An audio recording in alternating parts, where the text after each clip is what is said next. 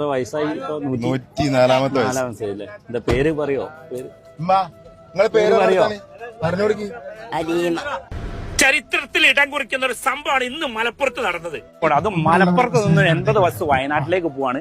അതെ ഗൈസ്, രാജ്യത്തെ ഏറ്റവും വലിയ വയോജന ഉല്ലാസ യാത്ര 80 ബസ്സുകളിൽ നിന്ന് 3500 പേരാണ് ഇന്ന് മലപ്പുറത്ത് നിന്ന് വയനാട്ടിലേക്ക് പോണത്. അതായത് 60 വയസ്സ് മുതൽ ഏകദേശം 100-104 വയസ്സ് വരെയുള്ള ആൾക്കാർ ഈ യാത്രയിൽ പങ്കെടുക്കുന്നത്. 37 വാർഡ് പാണക്കാട്, നമ്മളെ പാണക്കാടുള്ള വണ്ടിയാണ് അവിടെ സ്റ്റാർട്ട് ചെയ്തത്. അപ്പൊ എല്ലാവരും ടാറ്റ അടിച്ചാല്. എന്തായാലും ഇതുപോലത്തെ ഒരു യാത്ര സംഘടിപ്പിക്കാൻ തന്നെ ഒരുപാട് റിസ്ക് ആണ്. അതിനനുസരിച്ച് ഇവര് വളണ്ടിയേഴ്സും കാര്യങ്ങളൊക്കെ ഇതിന് വെച്ചിട്ട് എല്ലാം സെറ്റപ്പിൽ തന്നെയാണ് ഇവരെ കൊണ്ടുപോകുന്നത്. അപ്പൊ നിങ്ങളെ ഗ്രൂപ്പിൽ എന്ന് പറഞ്ഞാൽ ഏറ്റവും വയസ്സ് കൂടുതലുള്ള ആൾക്കാരാണ്. എവിടെ? പോലീസിൽ? തമിഴ്നാട്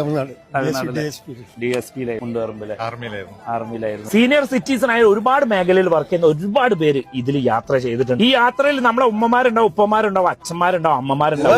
പല യാത്രകളും പോകാറുണ്ട്. മുനിസിപ്പാലിറ്റിയെ സംബന്ധിച്ചിടത്തോളം വളരെ അഭിമാനകരമായിട്ടുള്ളൊരു പലരും പല യാത്രകൾ പോയിണ്ടാവും. പക്ഷെ ഈ യാത്ര ഒരു വലിയ വൈബാണ്. മലപ്പുറത്തെ പഴയ തുണി കെട്ടൊക്കെ കെട്ടി തലയിലേക്കുണ്ട്. അതുകൊണ്ട് ഇങ്ങനെ ഇവിടുന്ന് എല്ലാരും അങ്ങനെ കറക്റ്റ് ആയിട്ട് കയറ്റി കൊടുക്കല്ലേ? എന്തേലും വണ്ടിയുടെ അതിന്റെ എന്തെങ്കിലും നിങ്ങളെ അക്കാദമി ഏതേലും? Dot academy. ഓക്കെ. എത്ര ആംബുലൻസ്? 5 ആംബുലൻസ്. 5 എണ്ണം വരുന്നുണ്ട്. അതിപ്പോ നിങ്ങൾ ഏതാണ് ഇത് ഹോസ്പിറ്റലിൽ വരുന്നത്? നമ്മൾ MB ഹോസ്പിറ്റൽ, മലപ്പുറം പാറങ്കോട്. പ്രായമുള്ളവരല്ലേ പോണത്. ഇവർക്ക് ഹെൽത്ത് ഇഷ്യൂസ് വരുന്നതിന് 5ഓളം ഹോസ്പിറ്റലിൽ ആംബുലൻസും വരെ കൂടെ പോകുന്നുണ്ട്.